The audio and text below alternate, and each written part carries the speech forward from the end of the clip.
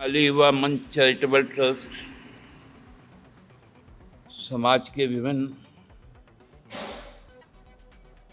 संदर्भों के साथ खुद को जोड़ती है, जिसमें समाज सेवा के अलावा भी जो सांस्कृतिक गतिविधि है, उस गतिविधि को भी अपने साथ आत्मसात करके चलती है। हम सबको जानते हैं कि झारखंड की संस्कृति आदिम संस्कृति है। यहाँ का साहित्य में सामुदायिकता है। यहाँ के लोक पर्व सभी समाज को साथ में लेकर मनाया जाता है। पौष मास जो होता है, ऐसे तो बांग्ला में उसे मौलो मास कहते हैं, आप लोग हिंदी में खरमास कहते हैं। लेकिन यही महीना है कि जब हमारे घरों में नवान्न आता है, मतलब अनाज चावल जो यहाँ का मुख्य अनाज है वो आता है, साथ साथ गुड़ भी नया होता है, जो अपने रसीले स्वभाव के कारण लोगों के अंदर में रस भरता है। इस माह में हम लोग जब संक्रांति होगा तो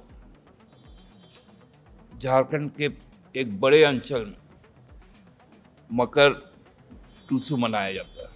उसी परंपरा को कायम करते हुए हम लोगों ने पिछले वर्ष से पौष मेला का आयोजन करना शुरू किया। इस बार भी बंगाली युवा मंच चैरिटेबल ट्रस्ट 28 और 29 दिसंबर को रांची के भगवान बिरसा मुंडा जेल पार्क में 2 दिवसीय पौष मेला का आयोजन करने जा रहे हैं। पौष मेला का आकर्षण इस बार झारखंडी संस्कृति, खासकर झारखंड के एक बड़े हिस्से में, चाहे वो पाकुड़ से शुरू करके बहरागोड़ा तक का जो हिस्सा है, एक लंबे भूखंड में बांग्ला बोली जाती है। बांग्ला साहित्य का, बांग्ला संस्कृति का, जो यहाँ के लोक संस्कृति का एक अभिन्न हिस्सा है, उसको भी मनाया जाता है। हम लोगों ने इस बार निर्णय लिया है कि संस्कृति के साथ साथ हमारे जो आचार विचार हैं, जीवन पद्धति है, भोजन है, हमारे जो परिधान है, इन सबों का समायोजन किया जाए। तो भोजन तो स्टॉल में रहेंगे, लेकिन परिधान के साथ हम लोक परिधान के साथ इस पूरे कार्यक्रम की शुरुआत करेंगे। उसके अलावा बांग्ला साहित्य के बहुत बड़े हस्ताक्षर सुकुमार राय द्वारा रचित एक लोक नाटिका लक्षणेर शक्ति, ये कलकत्ता के प्रतिष्ठित, जिसका विश्व ख्याति भी है, मौलाली शिल्पो गोष्ठी, उनके द्वारा मंचन किया जाएगा। तत्पश्चात सारेगामा पा बांग्ला के उपविजेता एक सिख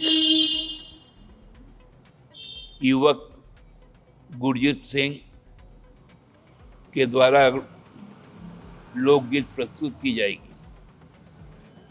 दूसरे दिन की शुरुआत हम लोग अंतर्राष्ट्रीय ख्याति प्राप्त ललित महतो, जो पुरुलिया के रहने वाले हैं और देश में भी सर्वश्रेष्ठ छऊ मंडली है, उनके मंडल द्वारा छऊ का एक पाला पेश किया जाएगा। उसके बाद प्राचीनतम नाट्य संस्था डांसर्स गिल्ड के द्वारा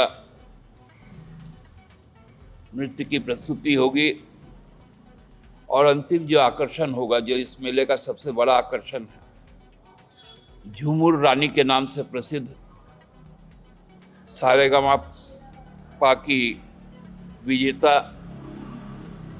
अर्पिता चक्रवर्ती के झूमर गीत के साथ होगा। दोनों दिन जो विशेष आकर्षण का केंद्र होगा वो होगा धामसा ढोल नगाड़ा का एक अद्भुत स्वागत प्रस्तुति। और हमको लगता है कि रांची शहर पहली बार सबसे प्राचीनतम वाद्य यंत्र, जिसको हम लोग नगाड़ा, मांदर, ढोल, धामसा कहते हैं, उसका साक्षी बनेगा। इतना बड़ा, इसके पहले रांची में कभी भी इस तरह का वाद्य यंत्र की इतनी बड़ी प्रस्तुति नहीं हुई। तो हमारा उद्देश्य आपके माध्यम से समाज के, क्योंकि हम रांची शहर में और रांची के इर्द गिर्द रहने वाले मानभूम, सिंहभूम, दालभूम, पचपरगना, रांची शहर के आदि लोग, सब कोई इस आयोजन का साक्षी बने, इसीलिए आपके माध्यम से ये प्रसारित हो।